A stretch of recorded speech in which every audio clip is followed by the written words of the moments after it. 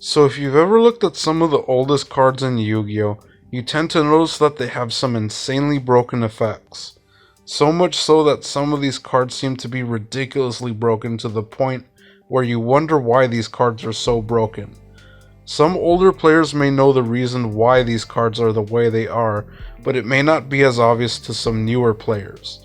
So this is the reason why I decided to go into this topic, especially since many newer players have come into the fold over the years. But before I get into the video, feel free to like, comment, and share this video, and feel free to check out my other videos and subscribe if you really like my content. But without any further ado, let's get into it. So let's start off with an example. Let's start off with a very old card known as Heavy Storm. And Heavy Storm is a card that is currently banned, but it wasn't always that way. It actually used to be legal in official play for some time, and it largely has to do with how slow the game was back in the day.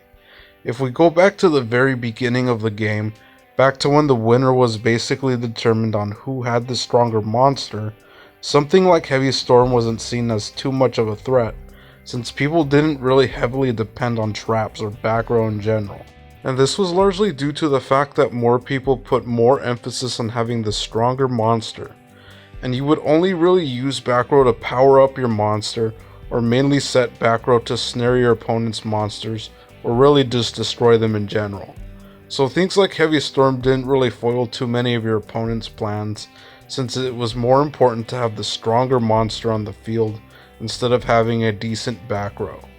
At most, Heavy Storm ruined your opponent's comeback if they were trying to get rid of an insanely strong monster on your field, and at least it inconvenienced your opponent by getting rid of a few defensive back row cards, or it got rid of cards that powered up your opponent's monsters.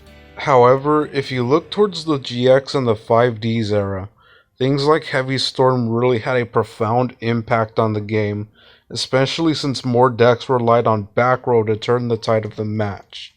It helped deal with things like Widespread Ruin, Dimensional Prison, and Mirror Force, which were huge staple cards back then. However, because of Heavy Storm's very simple card text, it later became a huge problem for Pendulum decks, especially since Pendulum cards are considered spell cards when in the Pendulum Zone. And because of Heavy Storm's effect, it says destroy spells or traps on the field. It basically helps get rid of problematic Pendulum cards, and it could potentially wreck Pendulum decks altogether. And it's precisely because of Heavy Storm's simple card effect, which is what made it such a force in the game. It was designed during a very early stage in the game that didn't really account for things like pendulums, and it didn't really account for how fast the game would turn out to be. And I say this because Heavy Storm primarily got banned because it could also destroy your own spells or traps so that you could trigger their effects upon being destroyed. And this would create all sorts of crazy chain combos and crazy combos in general. And if Heavy Storm wasn't banned, it would have been absolute madness.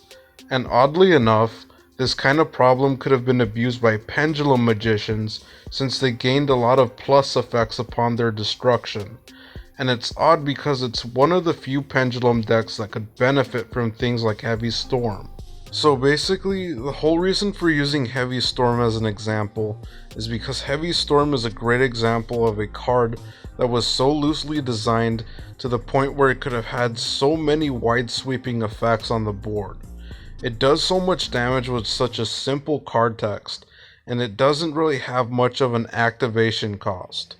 And it's part of the reason why it's so accessible to every deck, and it's why it needed to get banned.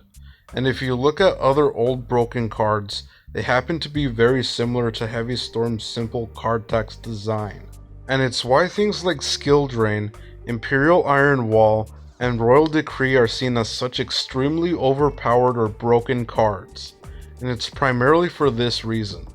They had such simple card texts that allowed them to make so many loopholes, since these cards didn't have too many clear restrictions.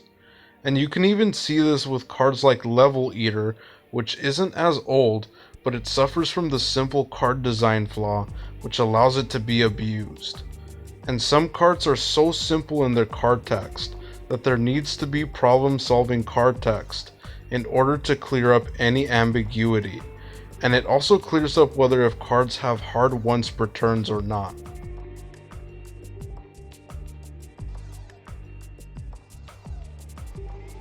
But I guess you can technically say things like Bryonic fall under this category.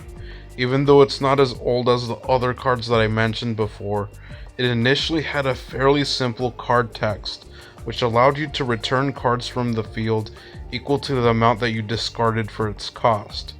And initially, it didn't include terms like target, select, or discard any number of cards to the graveyard, and its effect was insanely powerful because of the lack of the specification. And this is what really drives my point home about all these old cards, especially since they're so overpowered for their simple card text designs. But yeah, these have been my thoughts on this topic, and it's something that I've really been thinking about as of late. And I know you could say that there are complicated modern day cards that are outright broken or overpowered, but they're not broken in the same way like these old cards that I've mentioned before. And they're not broken because of their simple card text like these older cards. And you mainly only see this kind of design in older cards in general. But with that pretty much wraps it up for this video. If you would like to support more content like this, you can do so via donation on my Cash App. I need to resolve some issues with my Patreon, but I still post on there, and you can still catch my content on that same page. But for the meantime, you can help me out on Cash App by finding me at the Necromancer1040 Cash App tag. And with that, thank you so much for watching, thank you so much for your support, and I'll catch you in the next video. Alright, take care.